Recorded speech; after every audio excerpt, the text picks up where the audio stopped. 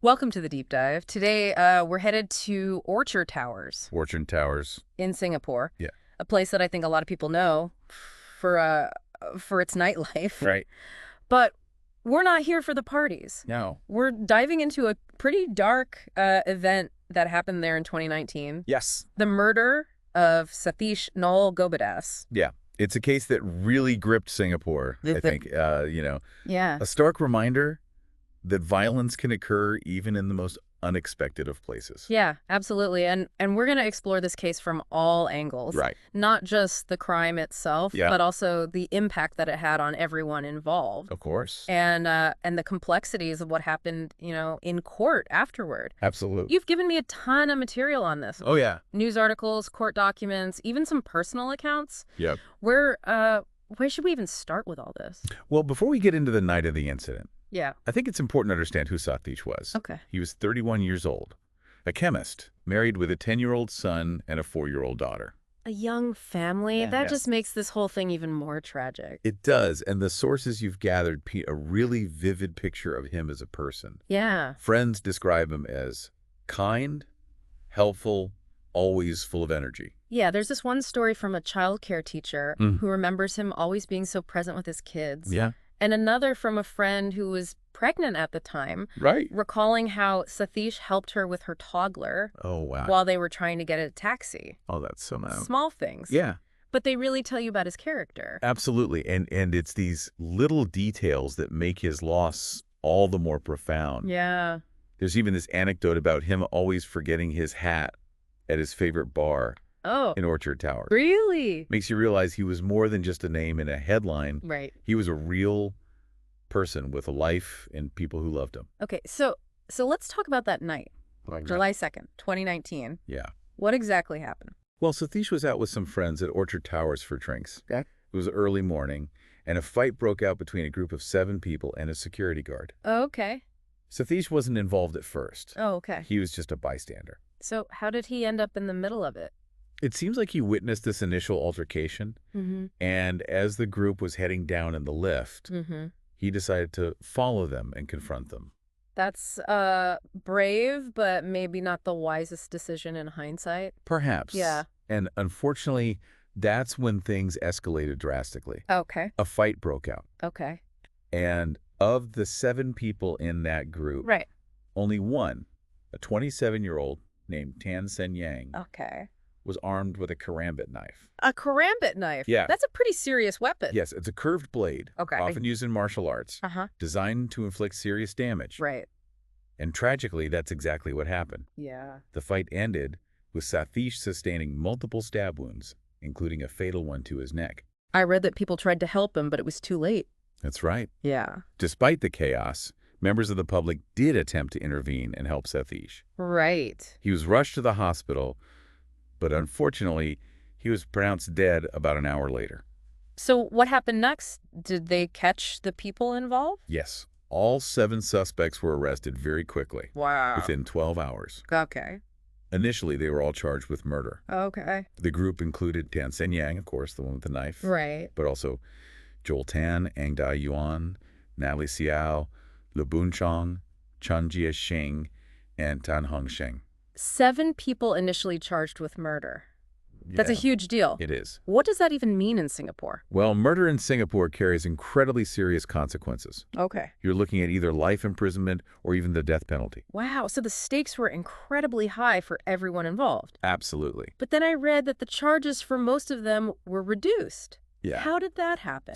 That's where the legal complexities of this case really start to unfold. Okay. The investigation revealed different levels of involvement and culpability amongst the 7 individuals. Okay. So as the case progressed, the charges for 6 of them were downgraded. Okay. Only Tan Sen Yang remained charged with murder. So we're talking about 7 individuals, Yes, each with their own role in this tragic night. absolutely. Let's break down what happened to each of them. Absolutely. But before we do, Yeah. it's worth understanding a bit more about this charge of consorting with an armed person, Right. which came up for several of them. Yes. Yeah, I was wondering about that. Uh-huh. What exactly does that mean? It essentially means that they were aware that Tan Sen Yang was carrying a dangerous weapon, Mm-hmm. the karambit knife, Right. and that they willingly associated with him while he had it. Okay. It doesn't necessarily mean they were directly involved in the violence itself, Right. but it acknowledges a level of complicity, or at least acceptance of the potential for violence. So knowledge of the weapon is key here. Yep. That makes sense. Yep. So tell me, how did things play out in court for each of them? Let's start with the three who had their charges reduced to consorting with an armed person. Okay. Lu Bunchang, Okay. Zhang Jiexing, Okay. and Tan Hongsheng. Right. Their sentences varied, Okay. reflecting the specifics of their involvement. What were those specifics? Well, Lu Bunchang was sentenced to 5 months in prison Okay. and also received a fine for a separate gambling offense. Oh, okay. Zhang Jiexing, on the other hand, Right. received a conditional warning, Okay. and eventually the charges against him were completely withdrawn. A conditional warning. Yeah. So he didn't actually serve any jail time. That's right. A conditional warning is basically a stern warning from the court. Okay. If he stays out of trouble for a specific period, no further action is taken. Interesting. So why the difference in their outcomes? Yeah. Was it just about their level of involvement that night? It's more nuanced than that. Sentencing takes into account a whole range of factors, Okay. including things like their past criminal records, Right. their behavior during the incident, Okay. their level of cooperation with the police, Uh-huh. and whether they showed remorse for their actions. Okay. All of these things can influence the judge's decision. Okay. That makes sense. What about Tan Hongsheng? He had his charges reduced too, right? Yes, he was also charged with consorting with an armed person. Right. But he received a significantly longer sentence. Okay. 4 years and 9 months in prison, plus 12 strokes of the cane. Wow. That's a big difference. I remember reading that he had a history of violence and even spent time in juvenile detention. I guess that played a part. Almost certainly previous convictions are definitely considered during sentencing. Yeah. They can be seen as an indication that someone is prone to reoffending. Okay, so that's 3 down. What Okay. about the other 3? Right. Natalie Xiao, Joel Tan, and Eng Dayuan. Yep. What happened to them? Natalie Xiao, the only woman in the group, Right. was initially charged with murder, Right. but that was later reduced to voluntarily causing hurt, Okay. consorting with an armed person, and unruly behavior. I remember her case got a lot of media attention. It did. What was her sentence in the end? She was sentenced to 5 months in prison, Okay. but she ended up being released early on parole due to good behavior. So a shorter sentence than some of the others, Right. even though she was involved in the fight. It's important to remember that each charge carries a different potential sentence. Okay. Voluntarily causing hurt is considered less serious than consorting with an armed person. Right. Plus, as we discussed, there are other factors that influence the final decision. Right. So what about Joel Tan and Eng Dayuan? Zhou Tan received the shortest sentence of the group, Okay. just 4 weeks in prison. Wow. His charge was reduced to assault. Okay. Ang Da-yuan, Uh-huh. who also had prior convictions for violence, was sentenced to 8 months in prison and 6 strokes of the cane. Okay. His final charge was also assault. So a range of outcomes, but Yeah. ultimately Tan Sen-Yang was the only one convicted of murder. Right. What was the evidence against him, and why wasn't the death penalty sought in his case? Well, the evidence against Tan Sen-Yang was pretty damning. Yeah. He was the only one carrying the karambit knife, Right. and witnesses placed him at the center of the fight. Okay. He had also reportedly used the knife in other altercations earlier that same night. So a pattern of aggressive behavior. Yes, and while he was diagnosed with alcohol use disorder, Okay. adjustment disorder, Uh-huh. and depressed mood. Okay. The court ultimately found him mentally fit to stand trial, Okay. meaning he was considered responsible for his actions. So why life imprisonment and not the death penalty? Right. That seems unusual for a murder conviction in Singapore. That's a great question. It's important to understand that the death penalty isn't automatic in Singapore, Okay. even in murder cases. Right. The prosecution has to specifically seek it, Uh-huh. and they have to prove that there are aggravating factors that justify it. Like what? Things like premeditation, Okay. extreme cruelty, Okay. or a complete disregard for human life. So the prosecution decided that those factors weren't present in Tan Sen-Yang's case? Exactly. There's no way to know for sure what their reasoning was, Right. but it's possible they felt his mental state, Okay. combined with the circumstances of the fight itself, Yeah. didn't meet the threshold for seeking the death penalty. Okay. Ultimately, he was sentenced to life in prison and 12 strokes of the cane. Okay, so we've covered the outcomes for each individual. Yeah. But this case generated a lot of controversy, right? Especially around the issue of race and potential bias in the justice system. You're right. The fact that Shan Jie-sheng, Right. who is of Chinese descent, Right. received only a conditional warning, Right. sparked a lot of debate online, with some people claiming that he was treated more leniently than the others because of his race. And didn't that lead to further legal trouble for some people who commented on the case online? Yes. 2 women were investigated by the police for contempt of court Okay. over their social media posts about the case. Okay.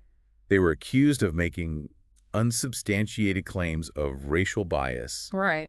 and potentially undermining public confidence in the justice system. So this case wasn't just about the tragic death of Satish. Yeah. It sparked a wider conversation about race, justice, and even the responsible use of social media. Absolutely. It became a real flashpoint for some sensitive social issues in Singapore. And what about the government? How did they respond to these allegations of racial bias in the case? Well, Minister of State Mohammed Faisal Ibrahim addressed these claims directly, Okay. emphasizing that Singapore's justice system treats everyone equally under the law, Okay. regardless of race or background. So a strong statement in support of the impartiality of the courts. Yes, and the Attorney General's chambers, who are responsible for prosecutions, Mm-hmm. also weighed in, Oh. explaining that the different outcomes for each individual were based on the specific evidence Right. and their level of involvement in the crime, not on their race. So they were pushing back against the idea that there was any sort of preferential treatment? Absolutely. Yeah. They were very clear that the decisions were based on the facts of the case Uh-huh. and the legal principles involved. Okay, so we've covered a lot of ground here. We have. The individual stories, Yeah. the legal proceedings, Uh-huh. the controversies. Yeah. What about Subhas Nair, the rapper who commented on the case online? I Oh. remember reading about that. Yes, Subhas Nair. He was charged with promoting ill will between racial and religious groups for his online comments about the case, specifically focusing on the sentence given to Chan Jie-sheng. That's a serious charge. What happened to him? He was found guilty and sentenced to 6 weeks in prison. Wow. He's currently appealing the verdict. So this case really touched on a lot of different aspects of Singaporean society. Right. From the tragic loss of life to the complexities of the legal system and the sensitivities around race and social media. It really did. Yeah. It's a case that forced people to confront some uncomfortable truths Yeah. and ask some difficult questions. It makes you wonder, what lasting impact did this case have on Singapore? Yeah. Did it lead to any changes in the way these kinds of cases are handled or discussed? It makes you wonder, what lasting impact did this case have on Singapore? Did it lead to any changes in the way these kinds of cases are handled or discussed? It's hard to say for sure if there were direct sweeping changes as a result of this one case, but it definitely fueled important conversations about a number of issues. Yeah. For example, the case highlighted the challenges of balancing freedom of speech Right. with the need to prevent the spread of misinformation and hate speech, particularly online. Right. The Subhas Nair situation definitely brought that to the forefront. Exactly. It raised questions about where the line is drawn and how the law should address potentially harmful speech, Right. especially when it's related to sensitive topics like race and religion. The case also sparked debate about the role of social media in shaping public perception of legal cases. Do you think that's something that's changed in Singapore since then? I think there's a greater awareness now of the potential impact of social media on these kinds of cases. Yeah. There's been more discussion about the need for responsible online behavior Right. and being cautious about spreading unsubstantiated claims, Yeah. especially those that could prejudice legal proceedings or fuel social tensions. There's a heightened sense of responsibility, Yeah. both for individuals and for the platforms themselves. I think so. And perhaps a greater recognition of the fact that what's said online can have real-world consequences. It's interesting because even though this case involved a group of people, Right. it really underscores the fact that each individual is ultimately responsible for their own actions. Absolutely. And the court recognized that in the way they assessed each person's role Right. and handed down individual sentences. It also makes you think about the whole concept of justice. Even though the legal process played out, there's still this sense of loss, Yeah. especially for Satish's family. That's a really important point. The legal system can provide a framework for accountability, but it can't truly heal the pain or bring back a loved one. Right. True justice, I think, encompasses more than just verdicts and sentences. It's about acknowledging the impact of the crime on the victim, Yes. their family, and Yeah, the community as a whole. exactly. And recognizing that while punishment is important, Uh-huh. it's also crucial to address the underlying issues that contribute to violence in the first place. Things like anger management, Uh-huh. conflict resolution, Hmm. responsible alcohol consumption. Right. Addressing those root causes could potentially prevent similar tragedies from happening in the future. I agree. Prevention is key. Yeah. And that requires a multifaceted approach Hmm. involving not just the legal system, but also community organizations, social services, and education. This has been a really insightful deep dive. Yeah, it has been. It's a case that stayed with Singaporeans and raised some important questions about individual responsibility, the role of the justice system, and the impact of social media on our society. What's the one thing you hope our listeners take away from this conversation? I think the biggest takeaway for me is that even in a society with a strong legal framework like Singapore, Hmm. justice is a complex and evolving concept.